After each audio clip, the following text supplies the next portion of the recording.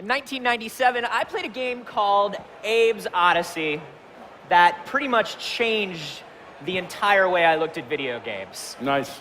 Just visually, the way it looked and felt like a real high-budget cartoon. The characters felt real to me. The gameplay felt connected to Abe, the hero.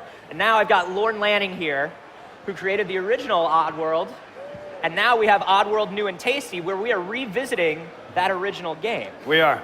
That's amazing, man, and it's all completely redone. What I love about this is not an upscale. This is not we cleaned up the old bitmaps, the old animation. You have rebuilt this game from the ground up. We have.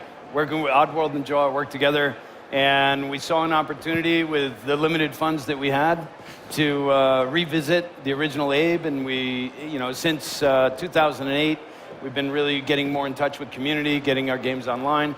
And in doing that, we got a lot of response from the audience, and they really wanted to see Abe. They wanted to see Abe back. And we said, well, how can we do that in a special way, but yet retain true to the integrity of the original design? And if, speaking of the original design, it was 1997 that released, right? That was before the first Toy Story movie, right? If you put it into perspective. And so at the time, there wasn't even CG motion pictures. At the time, there was still people arguing whether computer graphic characters would ever be able to really compel an audience.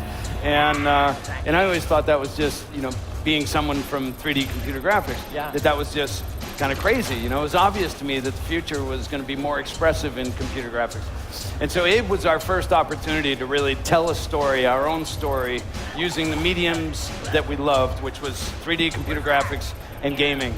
And we were really trying to bring, Hollywood production value, Hollywood storytelling, and real sort of high design in terms of integrating character abilities, what the character does, who the character is emotionally, situationally, the world they're living in, and really trying to bring them into a synergized experience where it just didn't feel like the character was an excuse for the game, but it felt like the two were integral and could not be separated. Absolutely, and I think that still makes the gameplay feel fresh even today, because everything is motivated by who Abe is, right? Like Abe's a wimp. He's scared. Yeah, that's and so right. it's not, this was the first time I played, it looked like a platformer, it felt like a platformer. Yeah. But you can't hurt anybody. You got to convince people to help you out because you're a weakling.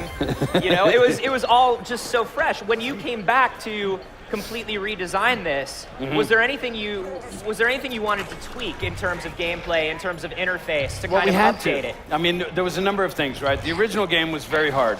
Now, oddly enough, a lot of people had told us it was the first game we ever finished, but man, was it hard. And then there was a lot of other people who said, I so wanted to play that game, and it was too hard.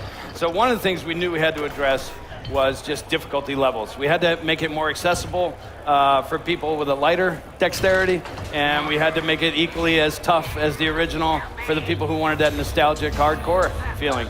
But in the process of doing both, we also knew that we're changing. I mean, we had the benefit of having released the game, of having years of people playing it, and learned, what to do. And we fixed a number of those things in the following game, which was called Abe's Exodus.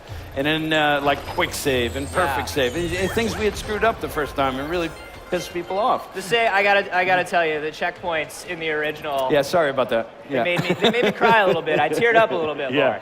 Yeah, maybe. But all that's been smoothed out now. It has. So we brought the things that we learned from the later games, we brought them back into this first game. And the big step, obviously, is even though we originally built Abe in 3D, he was playing back as bitmaps. Right. And this time it's all in real-time 3D. But we were able to amortize all those assets that we built from the original game that were built closer to film resolution and then pre-render for the game. But we were able to use all that as a template to build new data, but it saved us a lot of time and money. So it allowed us to put more time and energy into the, getting the gameplay right.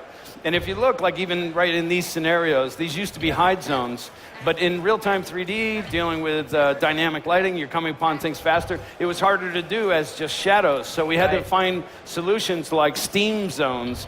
So you're obscuring the character enough, and you get the idea that, they're not seeing him. So you play off of those sensibilities, but we had to redesign to make them work in a game where you're moving faster, you're moving continuously, and there was a number of challenges. So as you see, you know, Sligs, we're coming upon them so fast now, we had to see their sight distances differently. Like, we really had to treat it as a fresh design. But one of the things we did was we said, well, like in movies, you know, when they remade The Time Machine, which is one of my favorite all-time original movies, why did they change the script? Why didn't they just upgrade it to like a 21st century movie and keep the same script? And so we said, well, what if we do that? What if we stay true to the original integrity of the design? I mean, people are still buying that original game on Steam and PSN, and amazingly, they say the design holds up. And today, 17 years later. Wow. And so we go, okay, well, then maybe we did some things right there, but let's not mess with the integrity of that. Let's enhance it. And what was Abe really about? Abe was really about an empathetic character. The idea was, what if we made empathy equal rewards instead of just aggression equal rewards? And if we could do that, maybe we make a more emotionally compelling character. Maybe we make a character that, because he has to talk to other characters and they respond and you feel responsible for them, that we would build a deeper emotional relationship. And that was the idea, but it actually came through. I mean, I think it comes through in all the Abe tattoos I see. And it's funny that you say that, because you do get a feeling, you know, as opposed to other platformers or games of the time where, oh, I'm controlling this character. Yeah. I never felt like I was controlling Abe. I always feel like I'm trying to help Abe out. But hopefully the controls were working. The controls are great, no, but I always felt like, okay, I got to do this. Abe and I have to kind of do this together. Yeah. You know, and so you feel the responsibility for him. God, So- I love the deadpan look when he throws people down the trap doors. Still good. That still makes me laugh. So the idea was like, how can we take a guy who doesn't have a gun? And I mean, me and other original designers had a lot of arguments about this in the beginning. They said, you can't have an action game without a gun. Yeah. And I was like, we're going Still to. an argument being had to this day. Yeah. And the idea was, you know, that was like the creation of possession, was how do we give you a gun and then take it away without you being upset? That's what really led to possession. And so, you know, how does Abe's mystical abilities give him some firepower, but then not retain that and ramp on that through the game like we expect in most games that are action games. And so the idea was constantly coming back to how do we have a character who inherently, it really is at the bottom of the food chain, is not the muscle-bound superhero you want to be, is more likely the poor schmuck you are, you know, struggling through life, and maybe he's in a worse space than you are. But the idea was that if we could make him charming and endearing enough and make the characters that he had to save be funny, because he has to navigate them through extreme hazards, and not always successfully. Right. And so it's brutally hilarious at times. And what we wanted to do, one of the new things that we did to enhance on that was build in all the ragdoll. So now, you know, I mean, you see Abe get shot, and then he falls to his knees, and then he does a face plant into a landmine. It's some really funny, unpredictable events fall out that, you know, we thought was really going to be necessary for this time and era, to just get a lot of the more unpredictable humor happening randomly.